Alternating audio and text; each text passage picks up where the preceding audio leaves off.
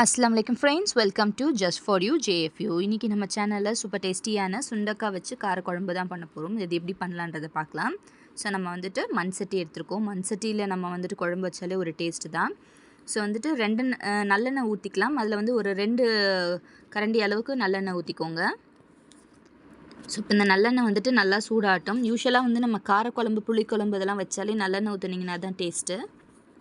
So எண்ணெய் சூடானதும் நம்ம இதில் வடகத்தை ஆட் பண்ணிக்கலாம்.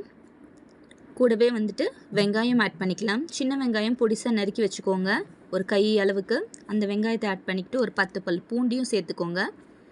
இது வந்து வதங்கட்டும். நம்ம வந்து சுண்டைக்காவை கழுவி எடுத்து வச்சுருக்கோம். மேலே இருக்க காம்பெல்லாம் எடுத்துகிட்டு அதை வந்து நம்ம தட்டி எடுத்துக்கலாம். தட்டுறப்ப ரொம்ப விதை வெளியில் போகிற மாதிரி தட்டிடாதீங்க. ஜஸ்ட்டு அது 2ஆக உடையிற அளவுக்கு தட்டினாலே போதும். ஸோ அந்த மாதிரி நம்ம தட்டி எடுத்து வச்சுக்கணும். இப்போது இந்த வெங்காயமும் பூண்டும் வந்து கொஞ்சம் வதங்கி வந்ததும் தட்டி வச்சுருக்க இந்த சுண்டைக்காவை நம்ம இதில் ஆட் பண்ணிக்கலாம். ஆட் பண்ணிவிட்டு சுண்டைக்காவும் வந்து நல்லா வதங்கி மேலே இருக்க அந்த பச்சை கலர் வந்து கொஞ்சம் லைட்டாக பேல் க்ரீனாக மாறணும். அந்த அளவுக்கு நம்ம வதக்கணும். கூடவே மஞ்சத்தூளும் உப்பும் ஆட் பண்ணிக்கோங்க. நல்லா வதங்கி வரட்டும்.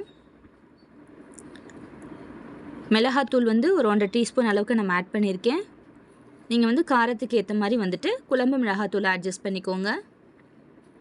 இது வந்து நல்லா வதக்கி விட்டுக்கோங்க. ஸோ வந்து நமக்கு சுண்டைக்காலையும் அந்த காரம் உப்பு எல்லாமே பிடிச்சி நல்லா வதங்கி வரும். மூடி வச்சிடலாம். நான் சிம்மரில் தான் குக் பண்ணுறேன். ஸோ சிம்மில் வச்சு குக் பண்ணுறப்ப டேஸ்ட் இன்னும் வந்துட்டு நல்லாயிருக்கும்.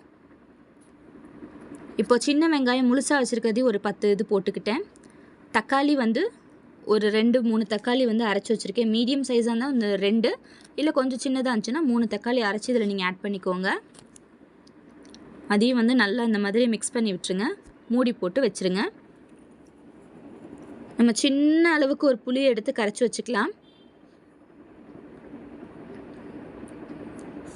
இப்போது அந்த புளி தண்ணியும் இதில் நான் ஆட் பண்ணிடுறேன்.